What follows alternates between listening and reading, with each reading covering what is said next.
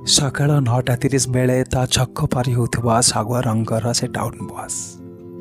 ସେ ବସ୍ରେ ପେପର ସାଙ୍ଗକୁ ଚଷମା ବିକୁଥିବା ଅଧାଚନ୍ତା ମଉସା ଜଣକ। ପ୍ରତିଦିନ ପରି ଟ୍ରାଫିକ୍ ଛକରେ ଅପେକ୍ଷା କରିଥିବା ମହିଳା ଫ୍ରକ୍ ପିନ୍ଧା ସେ କୁନି ଝିଅଟି, ଆଉ ତାକୁ ଏକତରଫା ପସନ୍ଦ କରୁଥିବା ସେ ବସ୍ର ହେଲ୍ପରଟି। ସମସ୍ତଙ୍କ ମୁହଁରେ ଆଜି ଏକ ଅଜବ ଉଦାସୀନତା। ସେମାନେ ଓଠରେ ନ କହିଲେ କ'ଣ ହେଲା, ସେମାନଙ୍କୁ ଖୋଜିଲା ଖୋଜିଲା ଆଖିଗୁଡ଼ିକରେ ତା ଅନୁପସ୍ଥିତିର ମରିଚିକା ବେଶ ହାଲକା ହାଲକା ବାରି ହେଉଥାଏ।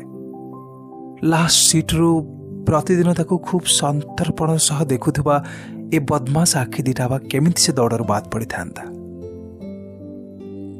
ବାସ୍ତବରେ ତା ଉପସ୍ଥିତି ଖାଲି ସେ ବସ୍ରେ କାହିଁକି, ବେଳେବେଳେ ମୋ ଭିତରେ ଉଙ୍କି ମାରୁଥିବା ଅନେକ ଅନାପନ ଭାବନା